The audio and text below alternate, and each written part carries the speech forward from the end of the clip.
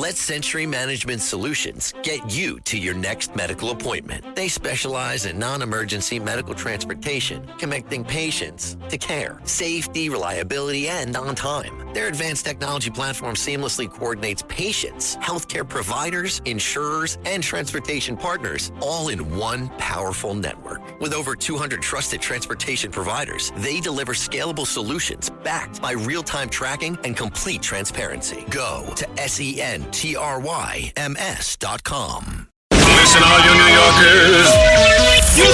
Taxi! Okay, man, we're looking around. This is the 77 WABC minicast. Blaine Holt, the United States Air Force retired general who knew exactly when this war would start in Iran, and I think he's going to be able to tell us when it's going to be over. Also, he's got a great sense of the domestic political scene. General Holt, welcome back. How do you feel about last night? Oh, amazing. Just amazing. We are really in historic times, Greg. We're watching all this play out, and everybody thinks that, at least the mainstream is trying to purport this as the president's strategy is failing and falling apart. And I'm like, the man is driving into victory lane and you're calling it a loss. I cannot believe this, but it is part and parcel for American politics.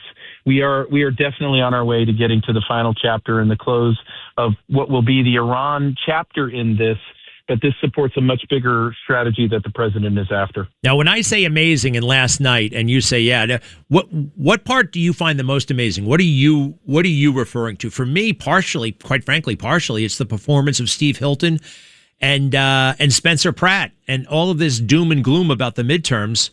And I know things are going to get tough with the runoff, but I mean that's major. That's huge. It is huge because it's breaking a juggernaut that they thought they owned. California is literally falling apart, and worse than that, it's threatening our nation. And what I mean by that is you've got energy policy in California that is wanting to, their air board, which worships at the CCP and the cult of climate change, is wanting to take California's oil refineries from 7 left down to 1. And they're going to threaten our food supply, our jets, our gas for the western United States in doing so. And guys like Spencer Pratt, who went through this horrendous fire, Steve Hilton, a great leader in his own right, are standing up and they're calling this stuff out, that California's got to stop digging. And so while that was great, it feeds into this bigger place of the report card for the president, which is what I'm getting at with Iran, which is he's kicking butt. So if he wasn't kicking butt, America, then why the heck does Steve Hilton run the table in California and get into the swimsuit competition of a place where no Republican is supposed to ever be electable again? I see a poll here from Marquette University, 2026 generic congressional ballot. Democrats get 46% of the vote, Republicans 45%. This is Marquette University. The sample took place between May 20th and May 26th. And this is being interpreted by the pros as a disaster poll for the Democrats. You know, given the headlines, given what they have tried to create as the mood in America, for those numbers to be split right down the middle is pretty amazing. Mm-hmm. It's not only amazing, we know where these polls are. We know how they get kind of massaged and how things get asked and they're all funny. So what I would really say is you can go ahead and tape another 5 to 10% on that for the Republican side of the house. Look, California's had it. I'm watching their business sector, entrepreneurial sector, the jobs, their economy, that they're destroying themselves in this zero carbon race that Gavin Newsom wants to take them down to. And I think that the Republicans are going to run the table, but I also think you're starting to look at what it's going to look like in the midterms. We've cleaned up elections. We've cleaned up some of this gerrymandering nonsense. And I'm looking down the barrel of victory in the Middle East and Iran, and we might even see the end of the Ukraine war by the fall. What does that look like if we're winning like that? I think we're looking at great outcomes from midterms right now. You know, it reminds me a little bit of, what it felt like in America for us MAGA people in 2021 and 2022. That was a lonely time. And, President Trump was getting arrested and, everything was kind of crazy.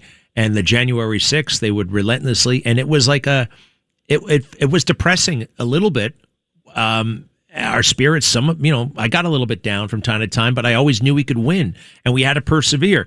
2026 is like a mini 2021 to 2025 in a weird way. It is. And here's the thing. You said the word persevere. We're patriots who love our country. We love our Constitution. We love our Bill of Rights, and we love freedom. And you're not going to get it with the Marxists and the globalists and the climatologists. You're not going to get it. And so you must persevere. You must understand there is no other way. And just think of where we would be if Comrade Kamala Harris had been the talking head in the Oval Office. What would wars look like right now? People have to remind themselves that gas was a lot higher 4 years ago under Joe Biden. And while we have the inconvenience of the higher gas prices right now, your grandchild will not be under the spire of nuclear weapons from an Armageddon group of psychopaths. We're on the right track, and we just got to stay this course, and we got to not quit. Real quick, the latest, I guess we are trading missiles again with Iran. They hit the airport over there, the Kuwaiti airport.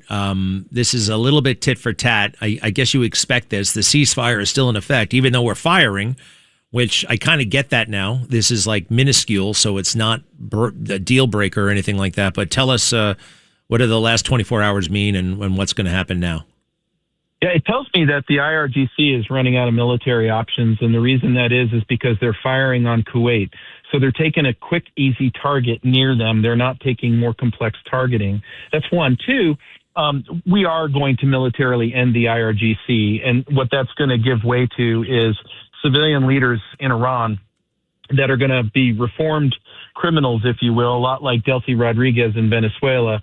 But the Artesh, the actual real army of Iran, they got weapons, and they're going to share them with the resistance of Iran, and I think they'll take back their country. We're just not going to do it with 130,000 U.S. forces and being there for 20 years to get it done. I think you're seeing the beginning of the end in Iran, and watch the Pakistanis very carefully.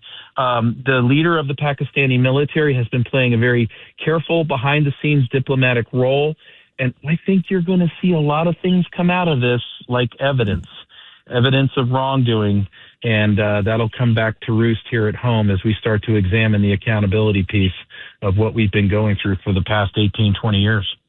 Can you give me a little bit more? Tell us more about that. Who? Yeah, so you have Pakistan that gets into possession of nuclear weapons technology, AQ Khan, and we're led to believe that they shared it with Iran.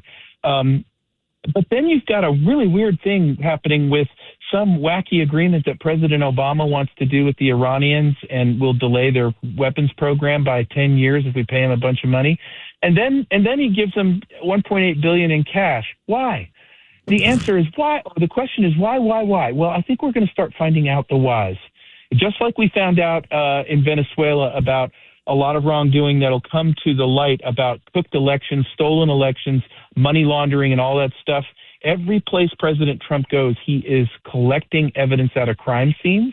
And I think that you're going to find there's a lot of folks who would really want this all to go away and not happen. And that's why I think you see Europe fighting this back and saying nothing to see here. You're not going to do Iran. Oh, yes, we are.